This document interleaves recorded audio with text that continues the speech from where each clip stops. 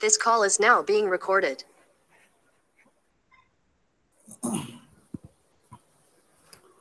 So, good morning, all of you. So, at the outside, on the behalf of Department of Electrical Engineering of Tulsiramji Gaikwad Patil, College of Engineering and Technology, I welcome our today's expert, Dr. Bhushan Rajpatak sir, as a expert of today's session for the AICT sponsored Prerna Scheme expert lecture series. And today we discuss about the easy trick for the topic of control system. Uh, First of all, I introduce the our today's guest or today's expert, Dr. Bhushan Rajpatak sir. Uh, Bhushan Rajpatak sir is the assistant professor in electrical engineering department of VNIT Nagpur. His area of interest of piecewise smooth dynamic system and non-linear control system. He has done his BE from Mumbai University, from Bharati Vidyapit College of Engineering, Mumbai. He's done his MTech and PhD from IIT Bombay, and he is also a senior member of IEEE as well as the member of Control System Society. So he has most widely experience in the control system. So we help us to from education from the big personality and encourage our knowledge in the system of control system as well as the electrical engineering. So I hand over this session to Dr. Bhushan Rajpatak sir. So Bhushan sir, please continue your sessions.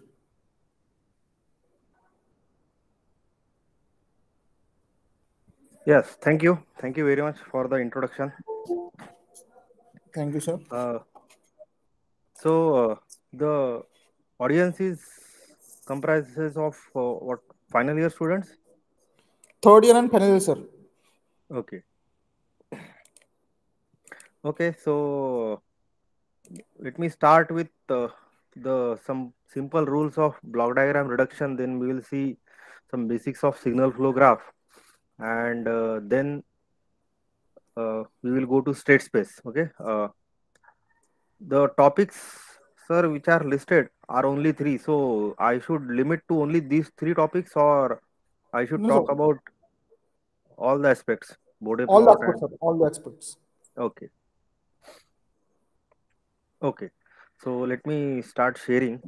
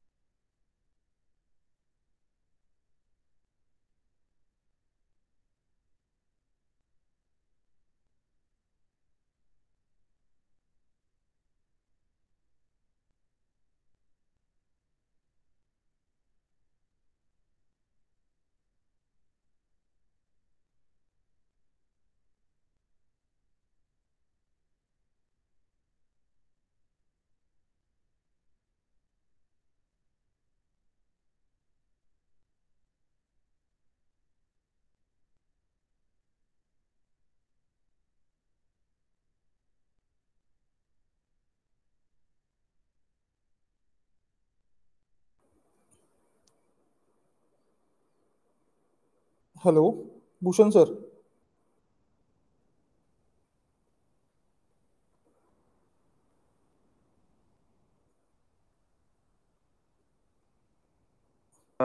I think the entire screen is not visible. I'm not sure.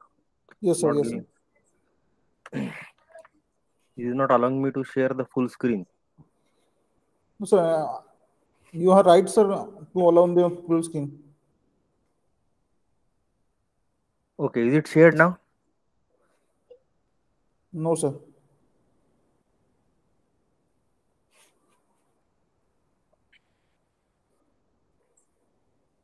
Now is clear.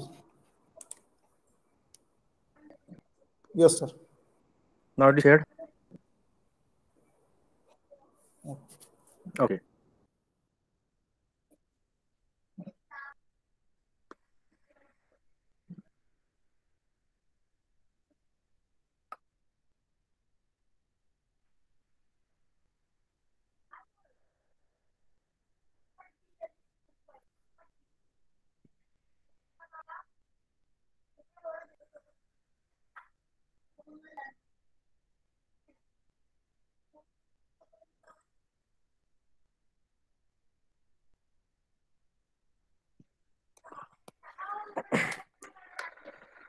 Okay, so we will start with the simple rules of block diagram reduction.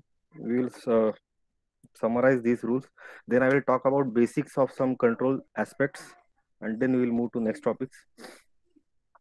So summing point, as you can see here, is a point where two or more signals are summed together, and this is the resultant. So we have signal with a sign. This signal is coming R1 with positive sign, R3 and R2 with negative sign, and the signal which is taken out from the summing point, then the signal will be R1 minus R2 minus R3. Okay, a takeoff point is a point where you take the signal from any point in the path. So in this particular path, this is a point which is marked, and from this point I am taking out the signal. This takeoff point works as whatever signal is coming from the left of this point, that will be taken out. So from the left of this point, R1 is coming, so R1 is taken out. Now in the simplification, we have multiple rules. So one rule is this: two summing points, if they are adjacent, you can switch them. The resultant will not change. So this summing point is summing R1, R2. This summing point is summing R3 in the summation of R1, R2. So if you switch this, the resultant is same. Okay, R1, R3 are summed together, and then there is R2 added. This is true because we know that in addition operation is you can associate, okay, with any particular bracket. R1 R2 plus R3 is equal to R1 R3 plus R2. So these two summing points can be interchanged, and this final, is my pointer visible? I think it was not. Okay, so two are interchanged. You can club the summing points together. That is also possible. So in the same summing points, multiple signals are now clubbed together. R1, R2, R3. Okay, so all these points are important in block diagram reduction. I hope this point is clear. Any doubt in this?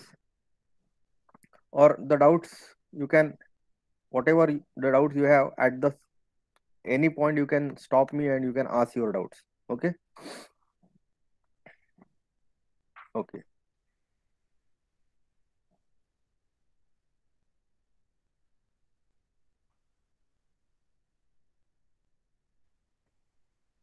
Then the similar rule is for the takeoff points. In the takeoff points, you can club together, you can interchange the takeoff points. That is possible if they are adjacent.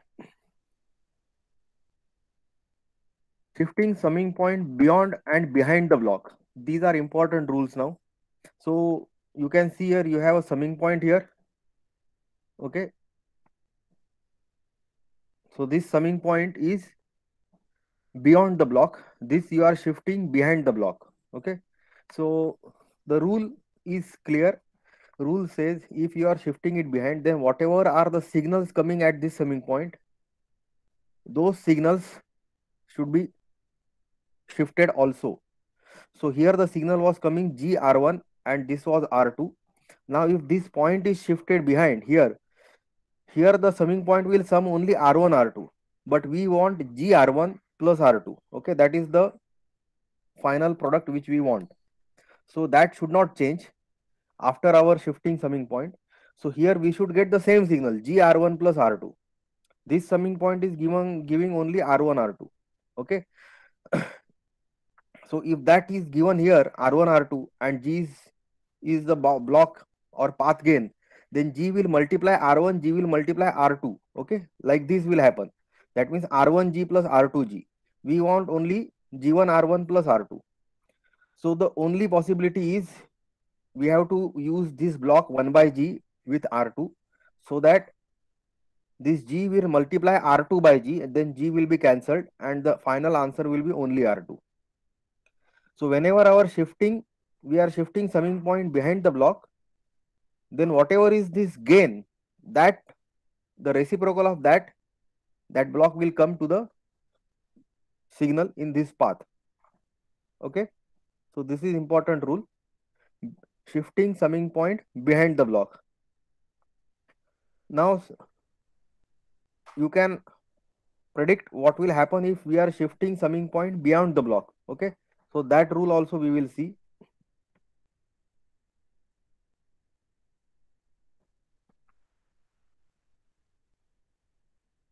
Shifting summing point beyond the block, exactly opposite has happened. First we had R1, R2, and then the path gain G, which was multiplying both. Now once we shift, this only R1 is multiplied by this path gain. So we want a path gain in R2 also. So we add a block in R2, which is G, and now the product is G R1 plus G R2, which is nothing but R1 R2 in bracket multiplied by G. Okay. So this is very important. The shifting summing point behind and shifting summing point beyond, they are exactly equal. Only difference is when you are multiplying behind, when you are shifting behind, then you are multiplying by 1 by G. When you are shifting beyond, then you are multiplying by G. Now if this logic is clear, then the exactly opposite of this will be applied for shifting takeoff point. So when we are shifting takeoff point behind the block, we will multiply by G now, opposite, because we have seen that shifting summing point behind, we multiplied by 1 by G. So shifting takeoff behind, we will multiply by G, exactly opposite. This also can be explained by this signal. So this signal here is R1G, which is taken off. Okay, GR1. If you shift this takeoff point behind the block, then you are taking only R1.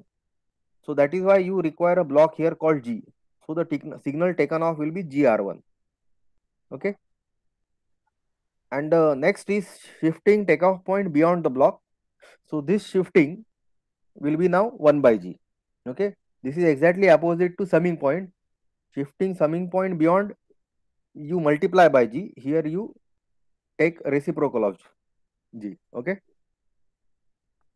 So these are the 4 rules. Most times the confusion happens in whether we should use 1 by G block or G block. So my suggestion to you, or the trick, is don't remember what is done for takeoff. Only remember what is done for summing. So in that only 2 things you need to remember. In that also you can remember, you can further simplify and remember only one thing: shifting summing point behind the block. Only this thing you should remember. This is the small trick which will simplify your doubts or confusion. If this is remembered, shifting summing point behind is 1 by G. Then you just take opposite for shifting summing point beyond. Similarly, you take opposite for shifting takeoff point behind, and you take exactly same for shifting takeoff point beyond. Okay, so that graph I will draw so that it will be clear. In the end, the table I will draw, what to remember and how to derive others.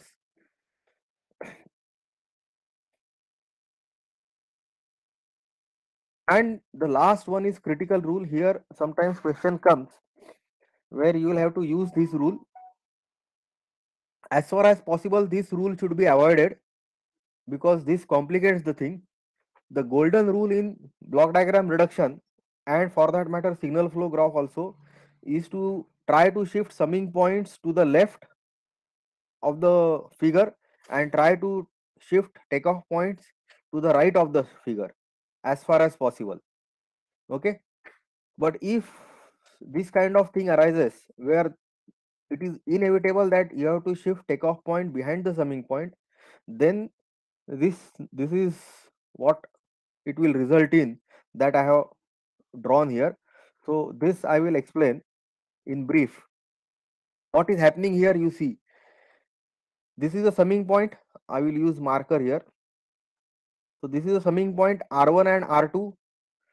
R1 or R2 are taken out by this takeoff point.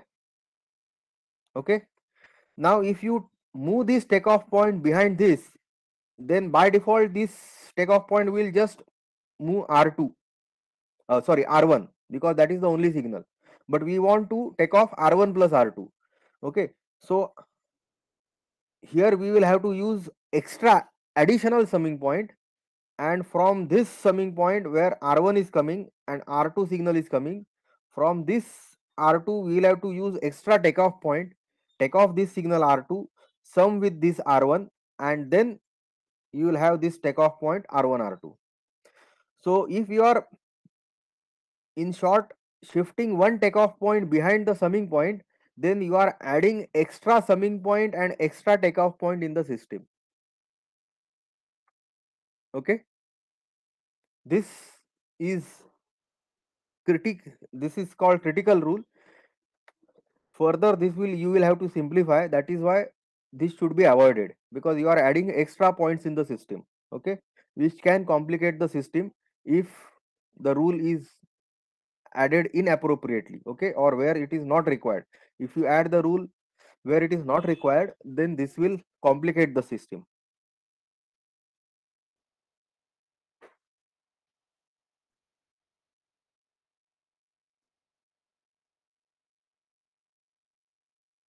Okay, so one example of block diagram reduction I have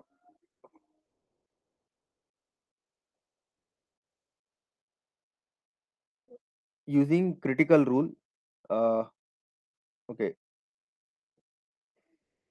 I will just draw, show you the starting thing.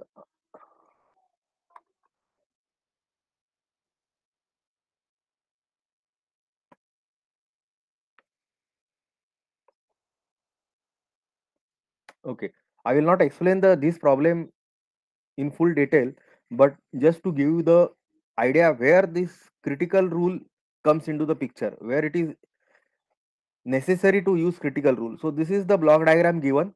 You can see that this is one small feedback loop, this is another feedback loop, but you cannot simplify these feedback loops directly, okay, because there is a takeoff point here and there is a summing point here. Similarly, in this feedback loop also there is a takeoff point and summing point. So these feedback loops cannot be simplified directly. So you have to now shift this summing point and takeoff points so that you can simplify one feedback. So that is done here. This summing point we are shifting beyond the takeoff, and additional connections are coming into the picture. These connections you will have to simplify. So I will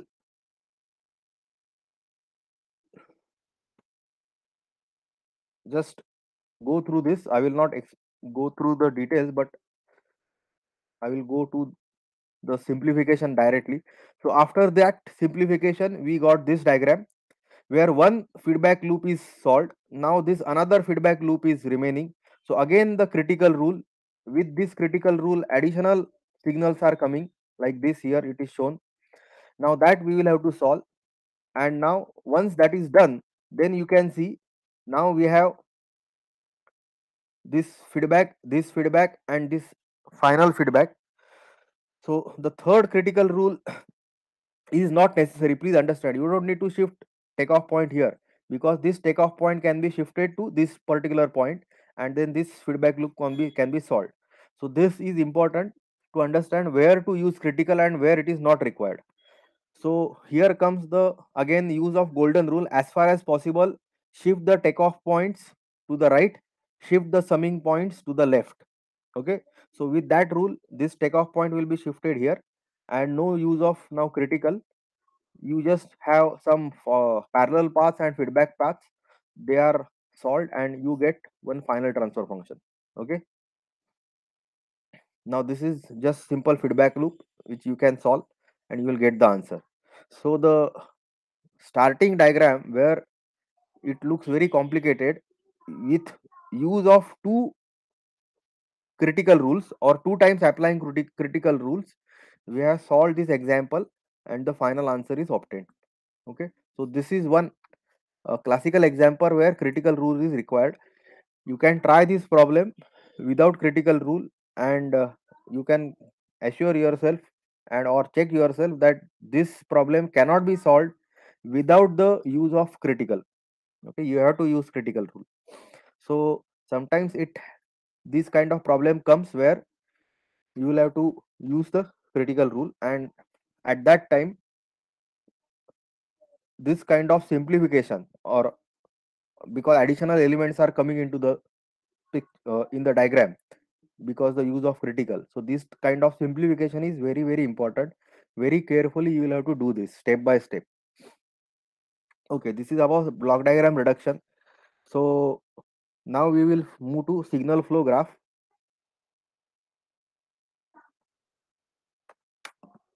So I will now present on the board the signal flow graph.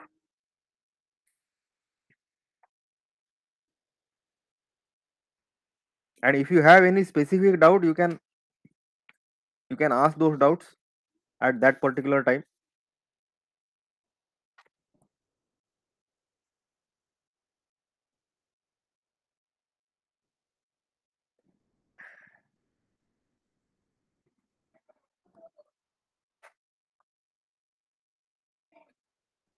M is equal to 1 by delta summation k equal to 1 to n pk delta k. This is nothing but transfer function. So this is the Mason's gain formula.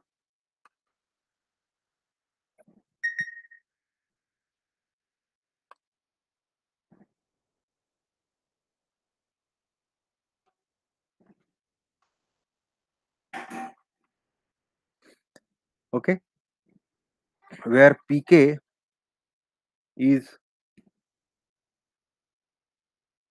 path gain of kth forward path, and delta is 1 minus sum of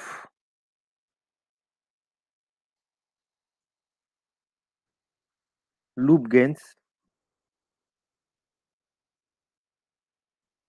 of all individual loops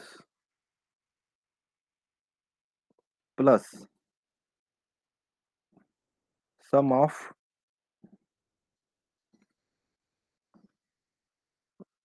gain product of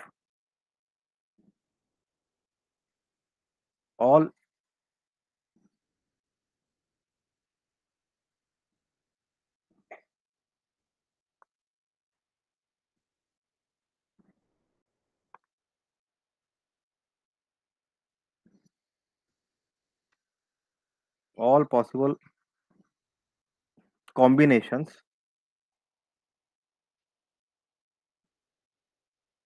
of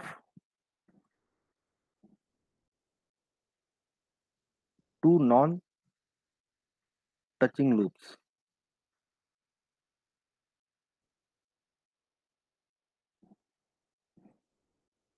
Okay, and this will continue minus sum of gain product of all possible combination of three non touching loops. Okay, and plus, and this will go on till you exhaust everything. Okay, it can go off till you exhaust all the combinations.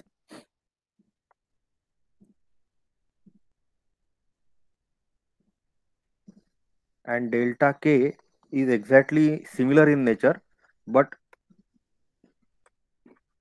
only limited to the value of,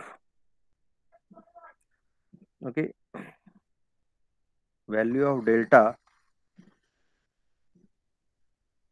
for the part of graph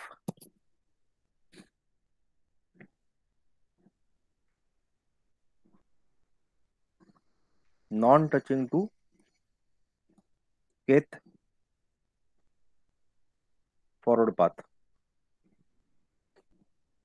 So this is Mason's gain formula. Once you have the delta, then from this delta you can calculate delta 1, 2, 3. So all these things comes except the all the loops which are non touching to the particular forward path. Okay, so that those individual deltas you will have to calculate. This forward path gains we will have to calculate. If there are multiple forward paths, then we will have P1 delta 1 plus P2 delta 2 plus P3 delta T3, so on, and whole divided by this system delta. Okay, so this is the Mason's gain. Now here the important point to note, especially in the GATE exam, these are the tricks which you can use to simplify this problem. I am sure that this solving this problem by Mason's gain formula everybody knows, so I will not solve the exact particular example, but I will explain only the tricks to accelerate your result. Okay, the first thing is, okay, before drawing the diagram I will note the points. This you will have to keep in mind.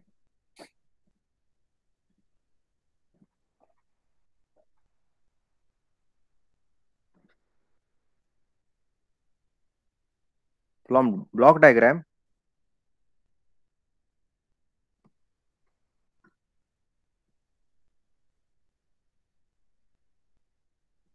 a signal flow graph can be found. Reverse is not true. This is important point. From block diagram you can find out signal flow graph, but from signal flow graph block diagram cannot be found out. Okay, there is no guarantee that you will get the exact block diagram from the signal flow graph, because signal flow graph some of the details of block diagram are eliminated. So that example I will show you. Third,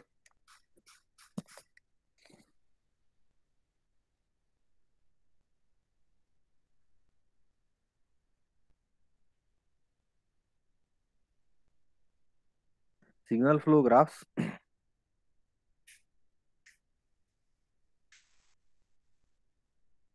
should be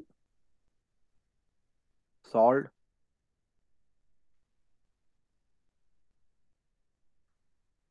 by drawing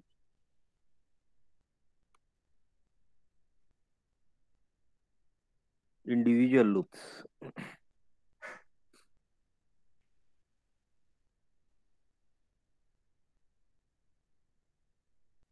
To avoid confusion. Okay, this point and related to this,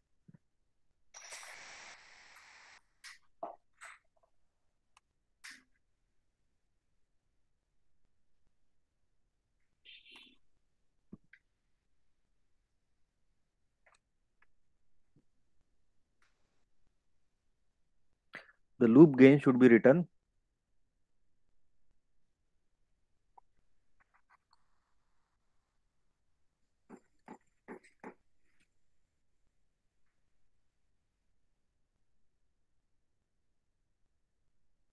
after drawing individual loops. Okay, so this is very important.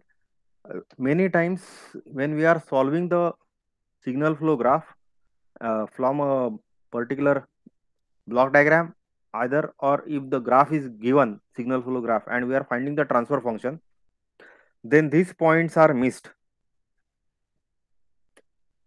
It is a very important point. If particular signal flow graph is given to you, for example, if this is the graph given,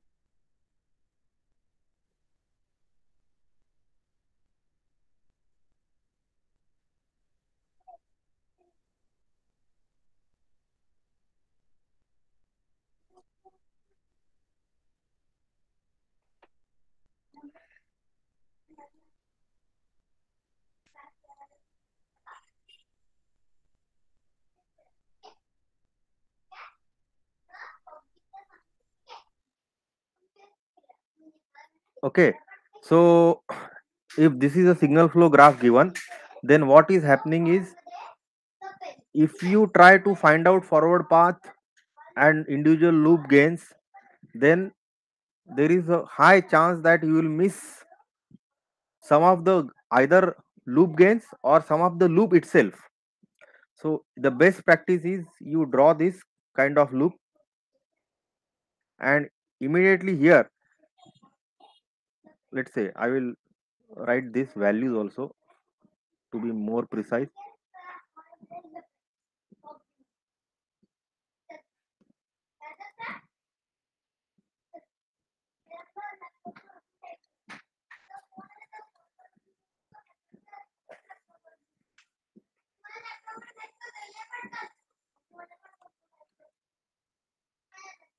Okay, so G1 minus H1, and then you like write down L1 is equal to minus G1 H1. Then we will draw this, and here you write down G3 and minus H3, and then you write down L2 equal to minus G3 H3. Similarly, this I should draw like this, same as the which is appearing in the main diagram. Those individual diagrams should be drawn, and then the loop gain should be written minus G2 H2.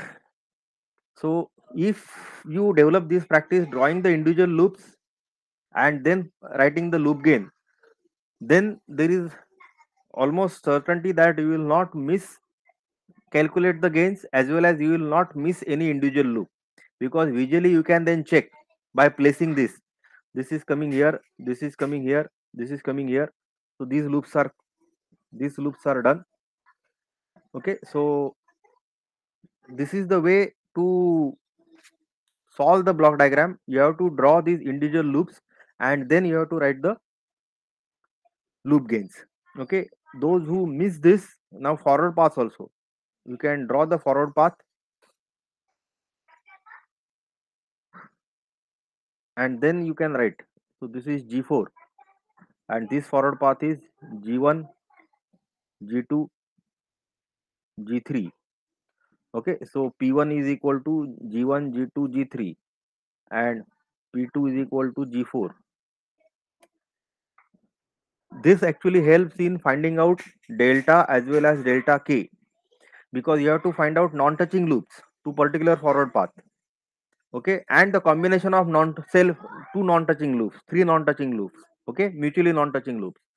So in that case, having this diagram is very easy. You don't need to go to this diagram again and again, okay, to check whether these loops are touching or non-touching. Now in this diagram, it is very easy that which loops are touching and which loops are non-touching. But if you have diagram like this,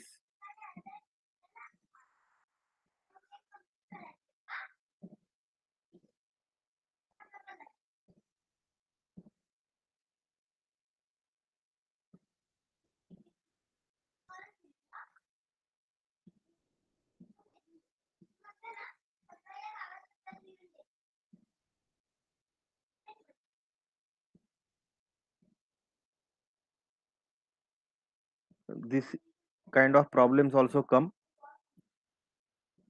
So you have two inputs, two output, and they ask you to find out y2 by u1. Find out this. So this is the output you have selected. This is the input you have selected. Now you have to find out the loops. You have to find out the non-touching loops. You have to find out the forward paths and so on. Okay. So in this kind of system, it is very important that you draw the individual loops, draw the forward paths, and write their gains. This actually saves your time in calculation and checking for non-touching loops and checking for non-touching loops to the forward path and mutually non-touching loops. Okay, so even though it looks like you are drawing too much, but this actually saves the time. So this is very important, and in cross-checking also this helps. You can easily cross-check your result. So these 2 points are very essential in solving block diagrams and signal flow graphs. Okay, any doubt in these two topics?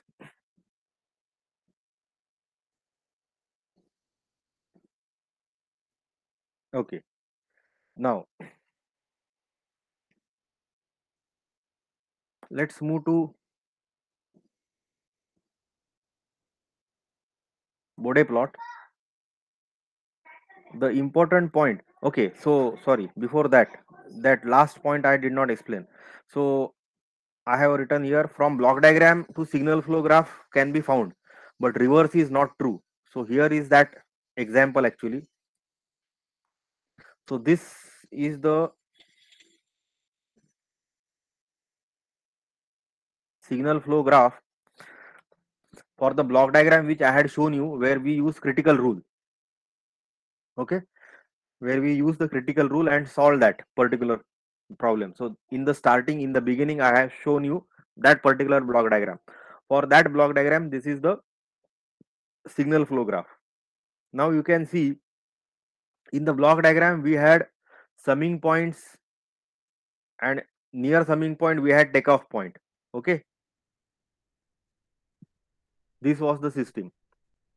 But in the signal flow graph, this summing point and takeoff points are merged together, because you can have one signal taken off like this. I will use different color pen. This is one signal which is taken off, and these are the two signals which are coming.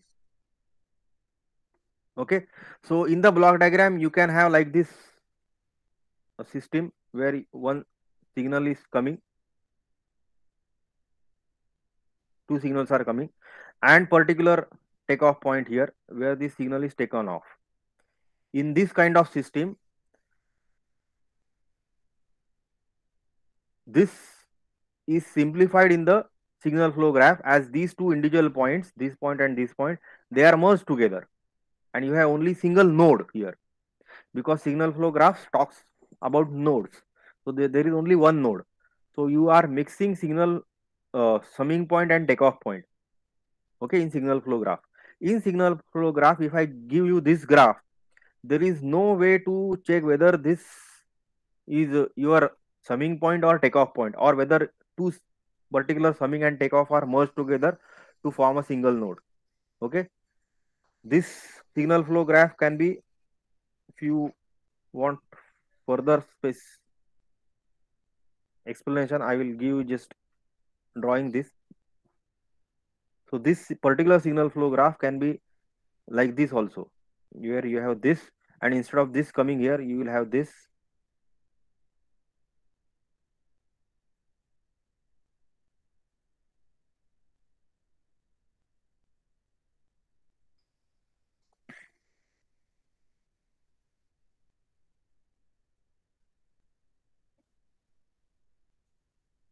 Okay, now this can be your summing point, this can be your takeoff point, summing point, takeoff point, summing point, takeoff point, summing point. Okay, so in the block diagram you will have this summing, takeoff, summing, takeoff, summing, takeoff, but in the signal flow graph these two can be merged together. Similarly these two, similarly these two, and these two, which is happened here.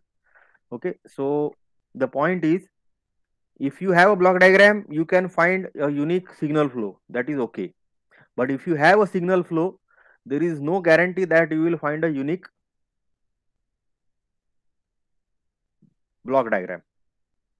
Okay, this point is very important, and that is why once you have a signal flow graph, then from that there is no way you can find out the unique block diagram. Okay. Now about Bode. So the easier and trivial points I will skip. Only the important point I will talk about. In the Bode, the basic concept is, if you have g of 1 plus GSHS is equal to 0. This is the characteristic equation, okay? Because your closed loop transfer function is nothing but GS upon 1 plus GSHS. So this denominator polynomial is called characteristic polynomial. This characteristic polynomial you will evaluate, which means GSHS is equal to -1. If you take a mod, then this will be G of j omega, H of j omega. You are taking mod, and you are taking mod here -1. Okay, -1 mod will be equal to 1. Okay, this -1 you can assume as -1 plus j0. That means real part is 1, -1, imaginary part is 0. So if you take a mod here, it will be 1. If you take 20 log to the base 10, here also you will take 20 log to the base 10, okay, of mod. That means 20 log of 1, which is equal to 0 in dB. Now if you take angle G of j omega, H of j omega, and this will be equal to angle of -1 plus j0. Okay, so imaginary part is 0. That means tan inverse of 0 by -1. So the angle will be -180 plus -180 degrees, or multiples of that. Okay, so 2q plus 1, you can say, plus -180 or multiples of that. Now because of this particular concept that GSHS equal to -1, the 20 log of mod of G omega H omega is 0 dB, and angle of G omega H omega is plus minus 180, is the reason why we have this criteria in Bode that 0 dB crossing and angle from 180 degree line we check for stability. Okay, question comes, why our stability is designed such that we get we check this 0 dB crossing and plus minus 180 degrees. The answer is this, because 1 plus GSHS is equal to 0. This is the characteristic polynomial. Here the poles are in LHS is guaranteed only if we are satisfying this condition. That means 1 plus GSHS should be less than and equal to 0. If 1 plus GSHS is greater than and equal to 0, then the poles will be in RHS. Okay, that is what is reflected here, 0 dB crossing and angle from -180 degrees. So that is why what we do in the Bode plot, typically we check this when this gain plot is crossing this 0 dB line, and at the same time we check when this phase plot is crossing -180 degrees or the angle from -180 degrees. So when these two are at the same, that means 0 crossing and 180, then we call this system as critically stable. When angle crossing is earlier, this crossing is earlier, okay, so this will be one crossover frequency and this will be one crossover frequency. So here and here you can see that now there is no scope for introducing any gain in the system, because system, even if you introduce the gain plot will shift upwards. If you increase the static gain, the gain plot will shift upwards like this. Okay, so there is no gain margin here. you cannot increase the gain of the system. It is already unstable. Okay. Similarly, there is no phase margin because phase is already below 180 degree. Okay. If you increase the gain of the system, this crossing will go on increasing further. If the gain is increased, the gain crossover frequency is increased. If the gain is further increased, gain or crossover frequency is further increased. So your phase is becoming more and more negative. Okay. So there is no scope to increase the phase. There is no scope to increase the gain. So gain margin is also not possible. Phase margin is also not possible. That means they are negative. That is why this system is called unstable. As compared to this, if you have a system where your gain is crossing here, let's say this is gain crossover frequency, then this is the margin you have. Similarly, this is your phase crossover frequency, so this is the margin you have. Now if you increase the gain, still you have some margin left. Similarly, if this is new gain crossover frequency, then there is still margin left for increasing the phase of the system, similarly increasing the gain of the system. Okay. And that is why your gain crossover frequency here and phase crossover frequency, they are very important. Omega GC should be less than omega PC. That is what we say for a stable system, because then there is a scope for increasing the gain and still system will be stable. Okay. As opposed to this, when omega PC is greater than omega GC, then the system is unstable, because if you further increase the gain, your negative phase will increase. Similarly, your negative gain margin will increase. Is this thing clear? So this all these things comes from this particular equation, 1 plus GS is equal to 0. That is closed loop poles. So if you take the magnitude and phase, you get 0 and plus minus 180. So these are the critical points as far as our frequency response are concerned. Okay. Okay. Another important point and a tricky question I will ask here. Let's say I have s square plus, I will use simpler one, s plus 10 divided by s plus 1 s minus 5. This is my open loop transfer function GS. My question is, can we find the Bode plot of this system? Okay. There might be another example, g of s is equal to s plus s minus 5 divided by s plus 1 s plus 10. In this also, can we find the Bode plot of this system? The answer is yes. We can find the Bode plot. Okay. So Bode plot can be found. Second question, can we find the stability? Can we determine the stability of system using Bode plot? And here is the important concept. The answer is no. Stability can't be found using Bode. Many times students have this wrong concept in mind that if you are able to find Bode plot, that means you will be able to find the stability. Answer is no. Bode plot can be found for any system. Stability can be found only for the system where open loop poles and zeros are in LHS. Please note, I will write it here. Okay.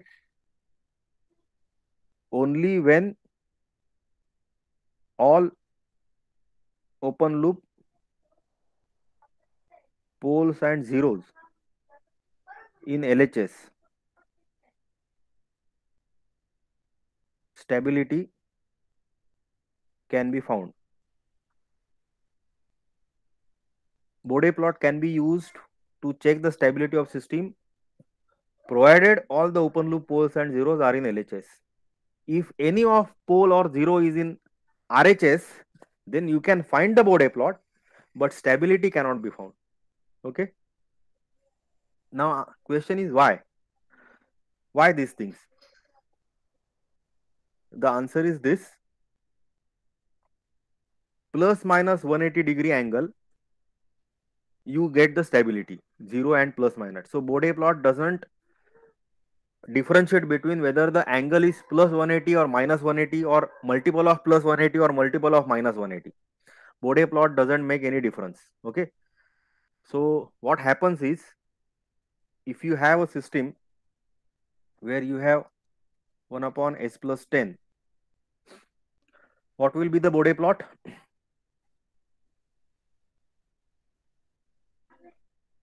This will be the magnitude plot. This is corner frequency. This is asymptotic plot I am drawing. This is the magnitude plot. Okay. And this is the frequency. So S till 10, the gain is constant. After 10, it start with a slope minus 20 dB per decade. What is the phase plot for this system? If GS is this, it start with 0 and it goes to minus 90. 0 and minus 90, because there is simple pole. Okay. Now let's look at what is this S minus 10. Okay. So the answer is very interesting. Okay, on this also I will draw. The gain plot is still exactly same.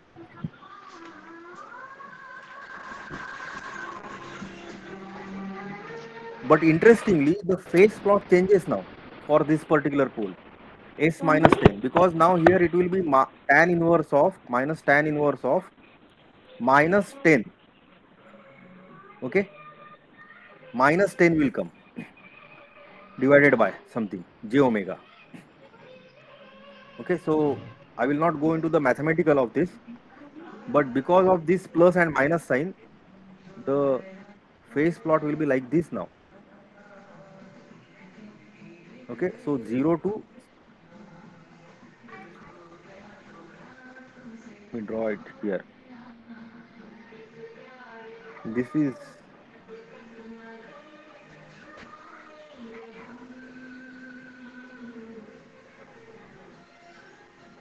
minus 90, 0 and plus 90. So this is the plot which is for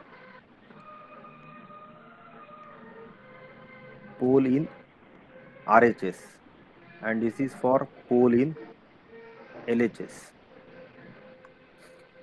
So what is the difference in LHS and RHS? Magnitude plots are same, phase plots are exactly opposite. If pole is in LHS, your gain phase goes from 0 to minus 90. If your pole is in RHS, your phase goes from 0 to plus 90. It's like our 0. Okay, this is like a 0, contribution like 0, but gain plot is same and phase plot is different. Now since there is a inversion, this is called inversion in phase because of negative pole. Similarly, there will be 0 and negative 0, there will be phase inversion. 0 will be like this in LHS and 0 will be like this in RHS, right hand side 0, okay, or negative 0, phase inversion. So there is a phase inversion in the Bode plot, and that is why Bode plot can be found, but then the finding out the stability, we check from what is the difference between minus 180 and 0. So that is now not valid. You cannot check now stability from minus 180, how much is the angle remaining. Okay, what is the angle of system and how much is the difference from minus 180. That is how we find out the stability margin, phase margin. So that concept is now invalidated because there is a phase inversion here. Okay. and that is why this Bode plot cannot be used to find out the stability if any of the poles or zeros are in RHS. Then what is the method? Method is Nyquist. Because Nyquist we have counter clockwise encirclements, so it negates this effect of phase inversion. Whether you have pole in zero in LHS or RHS, you will have that many number of either clockwise or counterclockwise encirclements to the point -1, 0. So there we take into account whether the pole is in right side or left side. In left side pole, we will have counterclockwise encirclements. In right side pole, we will have clockwise encirclement, and then the resultant encirclements are taken out, and then that is compared with number of open loop poles or zeros in RHS. If that matches, then we say system is stable. If that doesn't match, then we say system is unstable. So Nyquist is useful for uh, systems with right side zeros and poles. Okay, but Bode plot cannot be used. You can find out Bode plot though. Okay, there is no problem in finding out Bode plot, but finding out stability from it is not possible. Okay, now we will move to next topic, which is state space. So this we will see slightly in detail now.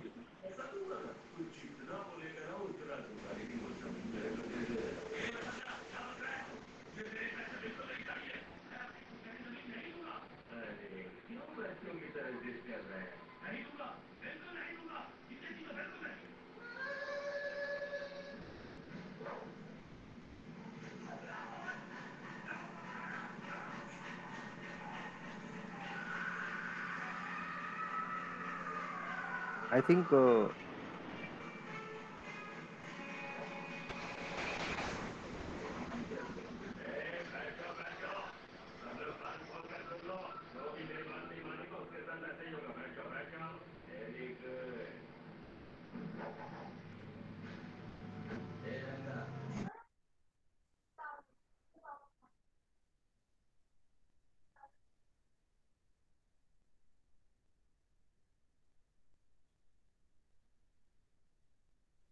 okay.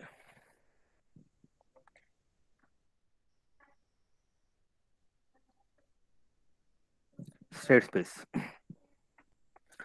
So the first point is why state space? Why it is necessary to go for another method called state space when we have root locus method, Bode plot method, Routh-Harry method? All these things are derived in our classical control system, find which gives us stability. Apart from that, we have time response method, we have Nyquist. So all these methods are there. Then what is the need of state space? The answer of these questions, there are 2 3 points. So point number 1, when multiple inputs and outputs, then TF is difficult. Second, to know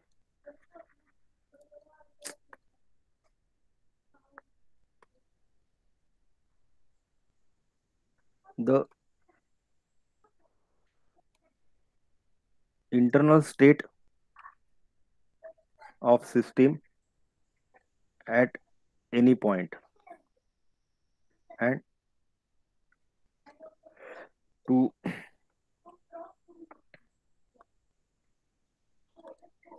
find out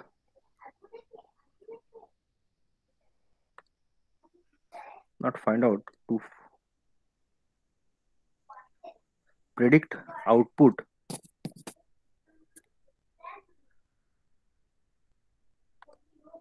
or you can say to predict state variables or state of system at any given time from output and input.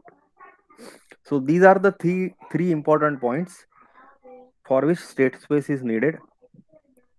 First thing is outputs and inputs. So let's say my system plant has m number of inputs and n number of outputs. Okay, then the number of transfer functions which are required is m into n. TFs are required because there will be all these kind of combinations. With every input we will have combination of every output. So m into n TFs are required, and then in all these TFs we will have to find out the characteristic equation. Then you will have to find out the poles. Then you will have to check whether these poles are stable in LHS. If you want to find out response, then you will have to find out time response for all the transfer functions.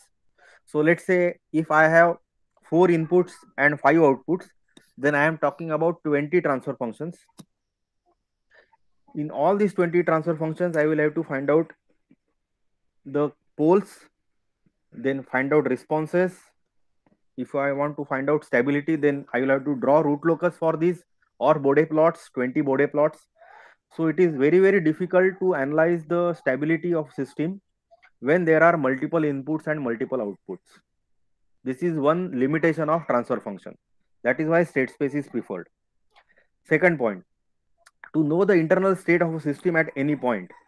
So state transfer function approach is the approach which is called input output approach.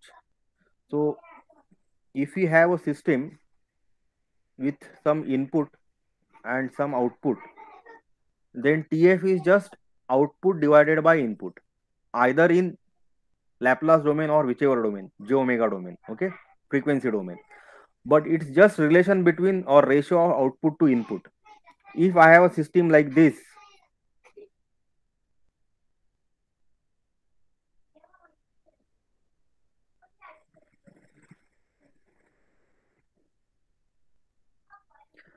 and I want to find out the voltage across this capacitor C2. So VC2 I am interested in. What is the value of VC2? Similarly, I am interested in what is the current across this inductor L1. Okay. So IL1 is what I am interested in. Then in the transfer function approach, there is no way to find out these internal values. This is just electrical circuit I am drawing. You can have a very complex process control application, a chemical, let's say, plant where there are multiple points where you will have to find out the concentration, temperature, pressure, flow, all these internal variables you are interested in. So in the transfer function approach, you will get just value across this input and output. These internal state variables are not known. That is another drawback of transfer function. So to know the internal state of the system at any point, state space is required. Okay. Third point, to predict the state variables and state of system at any given time from output and input. So let's say I give you this system and I give you all the past output from T0 to T1. Output is known, let's say, and this present input is also known, input at T1. So is there any way to get this data? What was the value across this register during this time? Let's say at some time T dash between T0 to T1, I want to know what was the value across this register. So clearly in the transfer function approach, there is no way to calculate this because internal state of the system cannot be found. So this is further away to find out particular at time what was the state of particular component. Okay, but then that can be found out using the state space, that is called observer. So observer can be designed for state space, and with this observer you can observe the state of a system at any given time. This is another advantage of the state space system, and that is why state space systems are called modern control systems, all these modern process control and modern automatic control, they are modeled using state space. Okay.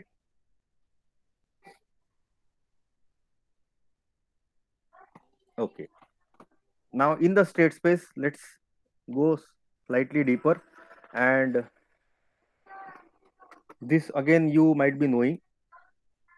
We have this system x dot t is equal to a x of t plus b u of t, where a is called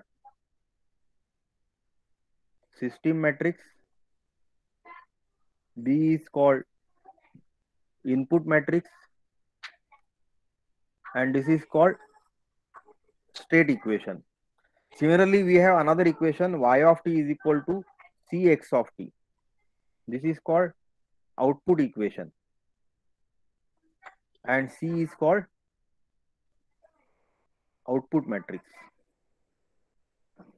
And these two combining together, we form a state space representation. Okay. So in the state space representation, we will have state equation as well as the output equation. Okay. Now,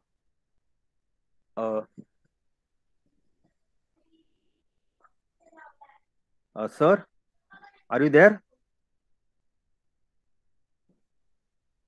I have time left, or is it over?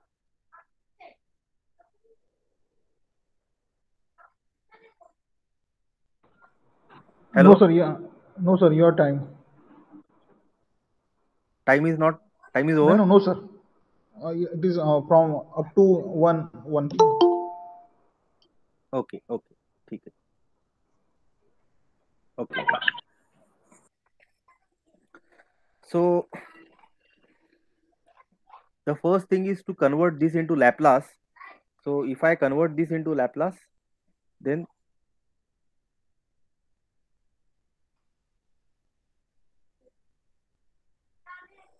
taking Laplace transform, we get x of s is equal to a x of s plus b u of s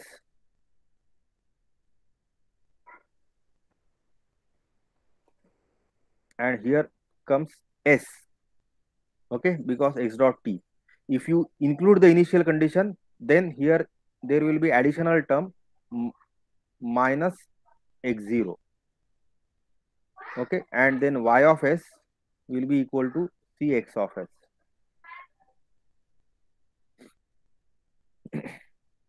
If the initial conditions are discarded, then this is just sx of s. Okay, but with initial conditions, these are minus x of 0. Okay, important point to remember is TF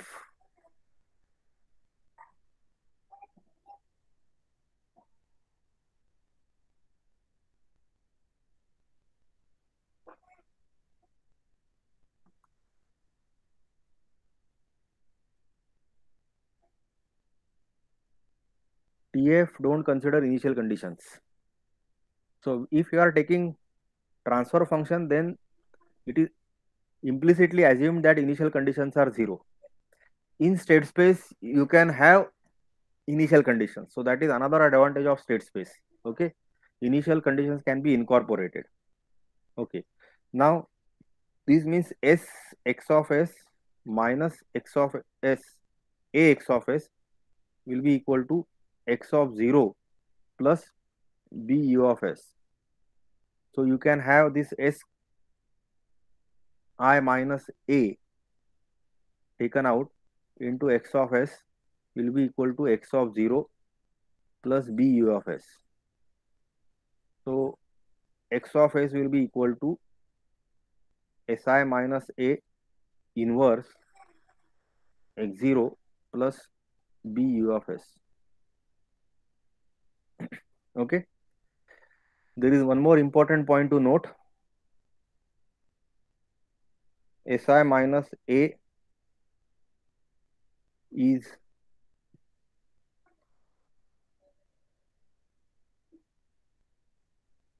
always invertible.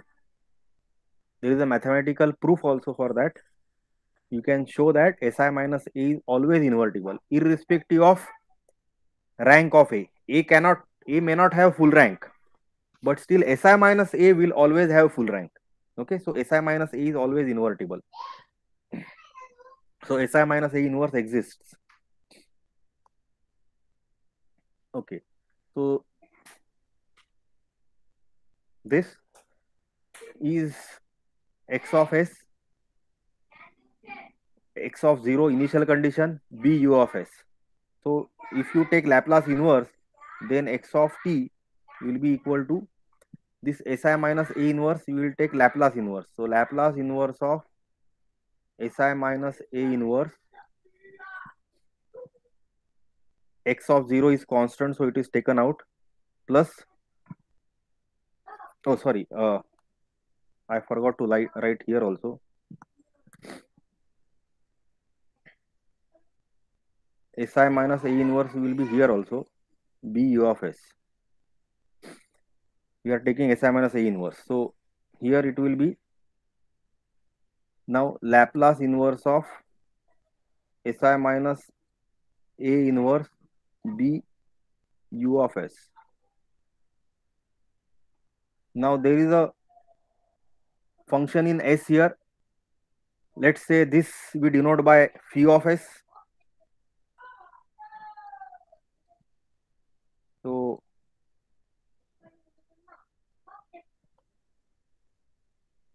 I will write this as Laplace inverse of phi of s x0 plus Laplace inverse of phi of s b u of s. Okay.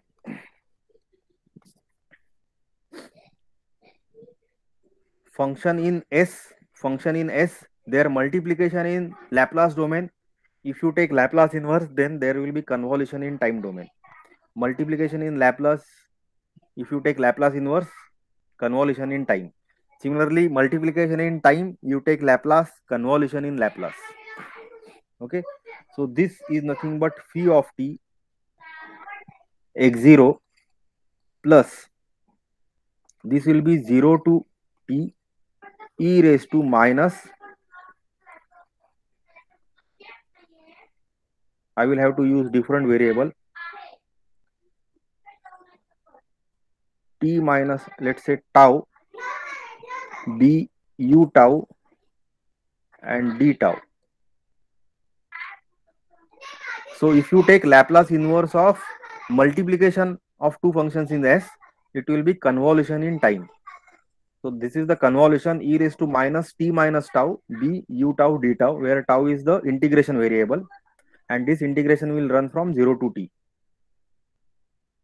So this can be written as phi of also. So let's first write that in that format, then I will show you why this can be written as e raised to. Okay, so this is consistent. Phi of t x0, 0 to t, phi of t minus tau b u tau d tau. This is called solution to state space equation. Okay, now this phi of t is called, एक minute, state transition matrix. Just 1 minute.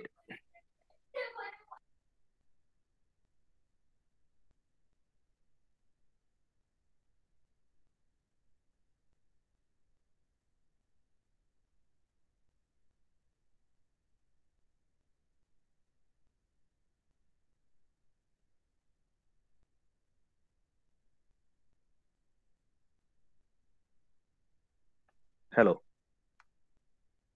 Sorry for the interruption. So this phi of t called state transition matrix.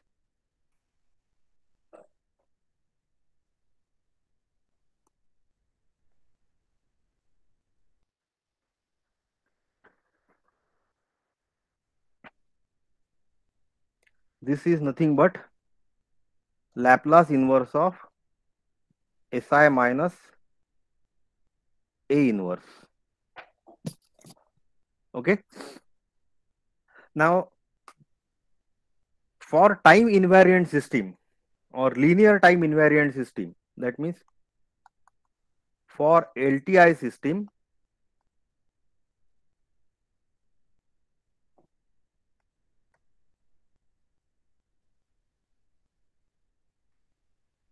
phi of t can be computed as e raised to minus at, e raised to at, sorry, e raised to at. This is called matrix exponential. So for only LTI systems, phi of t is equal to e raised to at. That is how we can compute phi of t. But this particular formula is more generic. This is valid for linear time invariant system as well as linear time variant system. Okay, even if the system is time variant, this formula is true. That is why this is generic formula. So phi of t is a generic expression which is true for time invariant as well as time variant systems.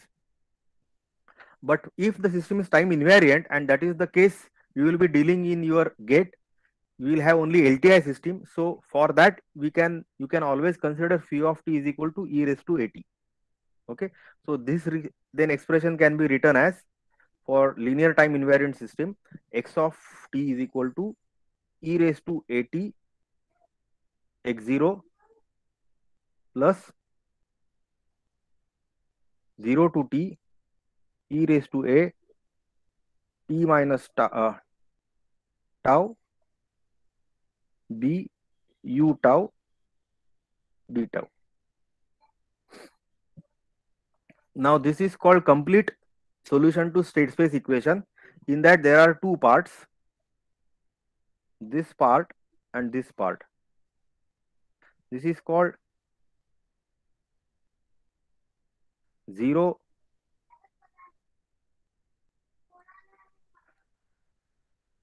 state response, and this is called zero input response.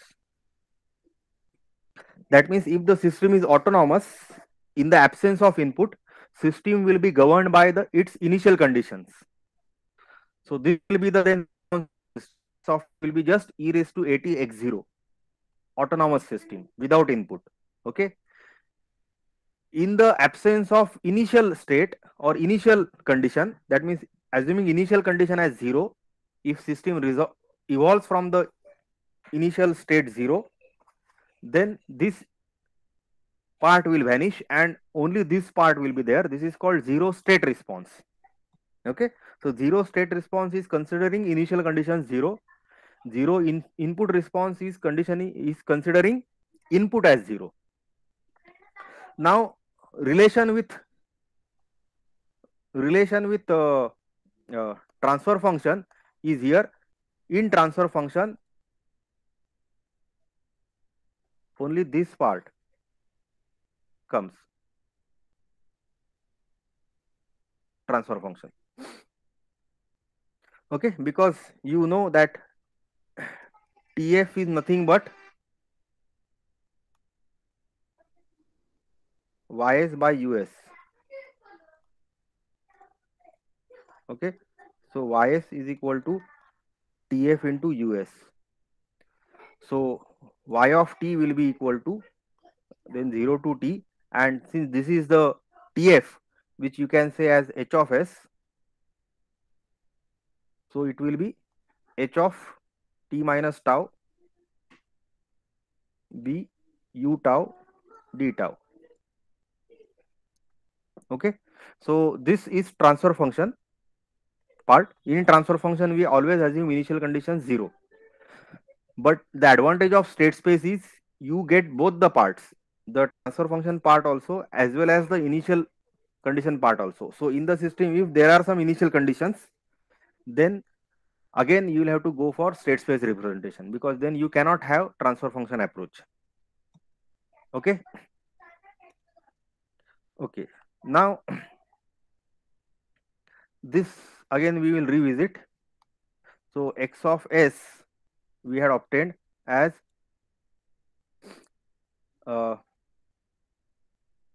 okay, go to this equation to again. So this is what we had obtained. X of s is equal to Si minus A inverse x0 plus Si minus A inverse B u of s. Okay. So assuming initial condition 0, I will have Si minus A inverse B u of s.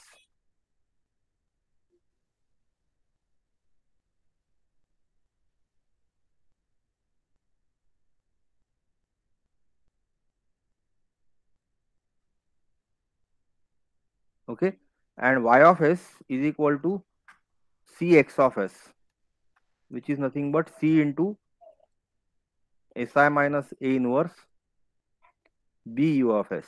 This is y of s. So y of s by u of s will be equal to C into Si minus A inverse B. Okay. Okay. Now, see, this is the important point. In the transfer function, we have y by u. So this is C into Si minus A inverse B. This is our transfer function. So if you want to find out transfer function from state space, then you will have to find out into minus A inverse B. Now this is not easy. First you will have to construct Si minus A. Then you will have to take the inverse of it. Then pre-multiply by C and post-multiply by B. Okay. So then you will get the transfer function. So conversion from state space to transfer function is possible with this example, with this expression C Si minus A inverse B. The reverse conversion is also possible from TF to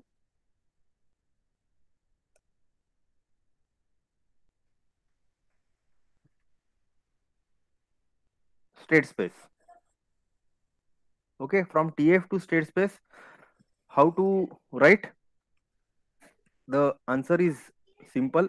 If you have a TF with some numerator polynomial, so let's say Bm s raised to m plus and dot dot dot plus B1s plus B0 divided by s raised to n plus a n minus 1 s raised to n minus 1 plus and dot dot dot plus a1s plus a0. If this is the transfer function I have, then I can directly construct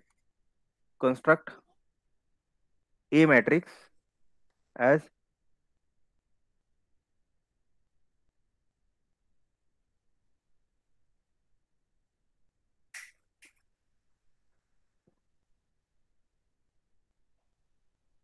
and the last is minus a0 minus a1 dot dot dot minus a n minus 1 and all other things are 0. Okay, and this thing will be this thing will be 1 0 0 0, last will be 1. So this is one of diagonal 1 and remaining will be minus a0 minus a1 dot dot dot minus a n minus 1. So the characteristic polynomial of this transfer function, its coefficients, they are written in reverse order with inverse sign. Okay, and in this case B will be equal to 0, all zeros, and last is 1, all okay.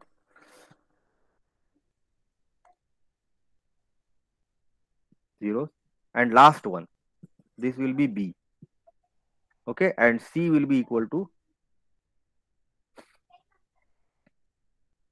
B0 B1 dot dot dot Bm, and remaining entries will be 0.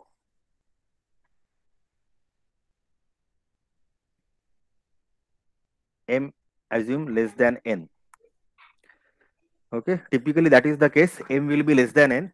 So you will have this B0 to Bm entries and then the remaining entries will be 0 in the C matrix.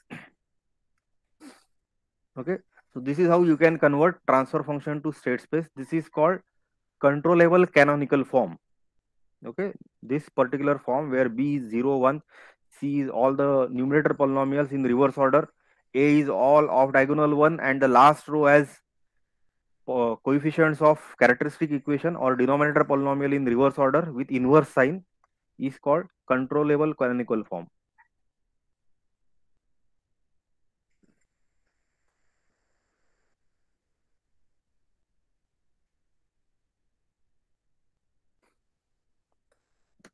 Okay, so this conversion is also possible.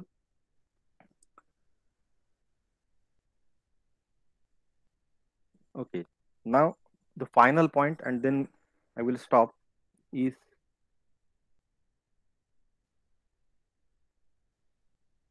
controllability and then observability also. So this point we will see. The controllability, how we check? We find out the controllability matrix as B, AB, A square B, and so on up to A raised to n minus 1 B. And then we find out the rank of matrix C, that should be equal to n. Okay, where A is n cross n. So rank of this matrix should be n. If this rank is n, then the system is controllable. If this rank of controllability matrix is not n, then the system is not controllable. That is how it is found out. Okay. Now the question is, why we find out the rank of this particular matrix? What is actually controllability? So the definition is like this. You might not have gone through this earlier.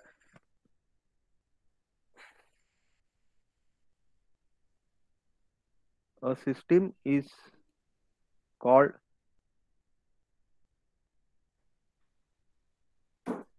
controllable if and only if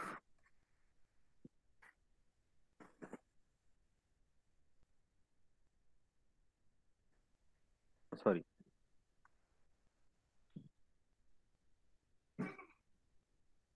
first I will write definition, then I will write the theorems. The definition of controllability: a system is called controllable if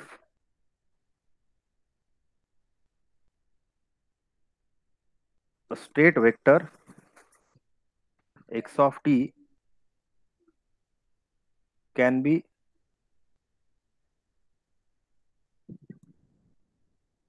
transferred from any given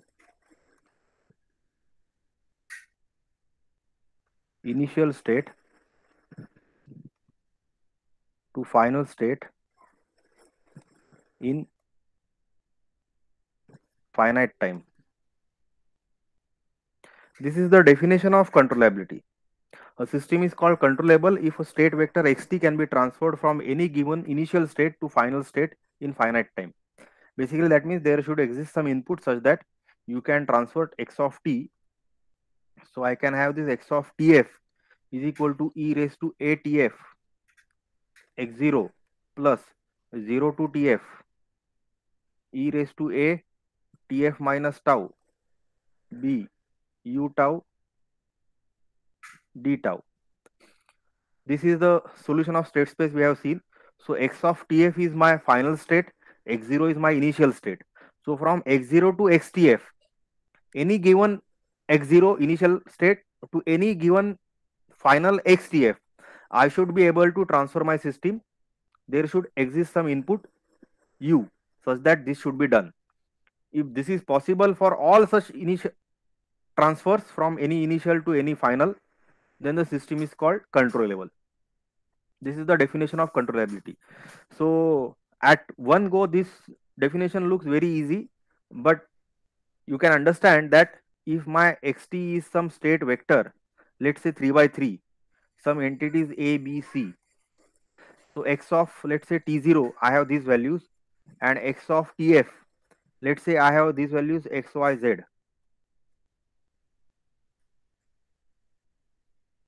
Okay, so I am saying any a, b, c you can consider real numbers, any x, y, z you can consider real numbers. Real number considers rational and irrational.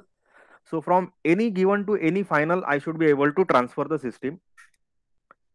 If all such transfers are possible, then the system is called controllable. Clearly, we cannot check all.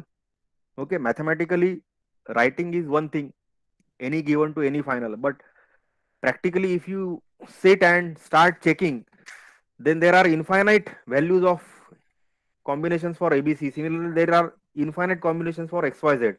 So all combinations cannot be checked. So this definition is good, but you cannot check the system whether it is controllable or not. That is why we require some criteria, mathematical formula to check whether system is controllable. By this definition, it is not possible to check. Understood? And that is why this particular criteria is defined or derived, whereby you say that if this particular rank of this particular matrix, which is called controllability matrix, if that is full, then the system is controllable. Okay, now why this relation has come, so that just theorems I will write. This is not part of the syllabus, but you should have the understanding how this definition, because definition you can again see there is no mention of controllability matrix, there is no mention of rank. It's just any given initial state to any final state system you should be able to transfer. Input should exist and in finite time. Okay, so the relation is this, just statement I will write. A system is called controllable if, if means if and only if. This is a mathematical notation. If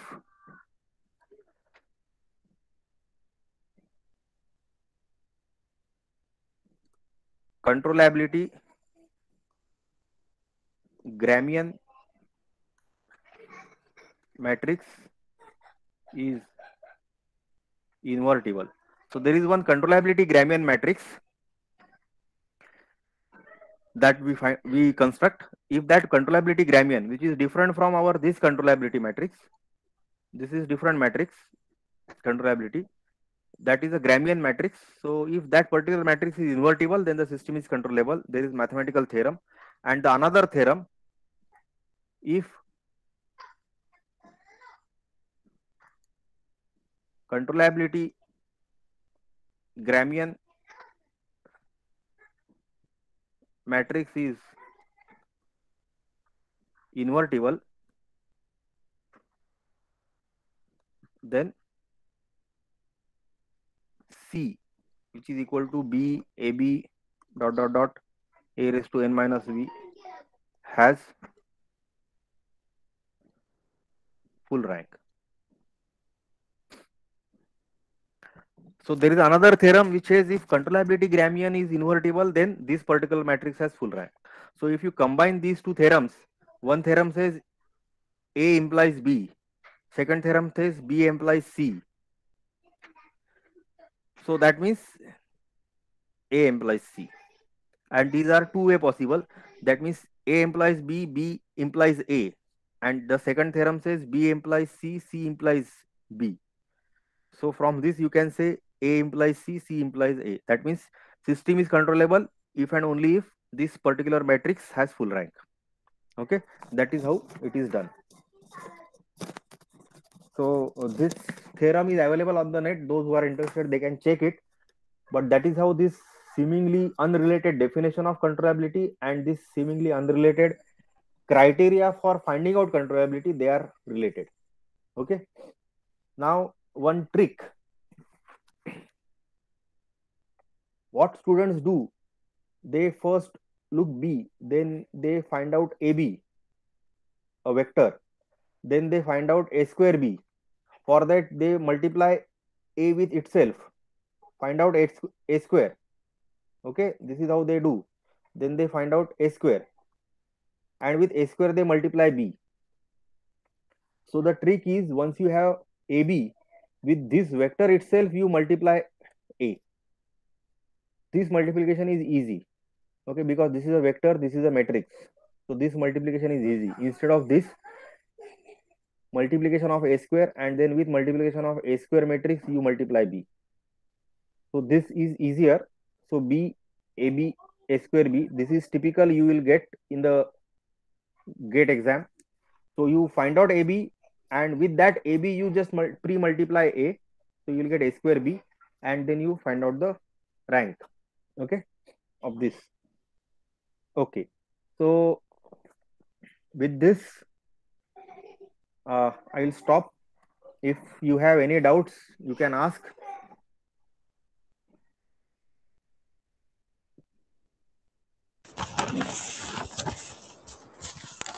Student, if any doubt, please ask to sir.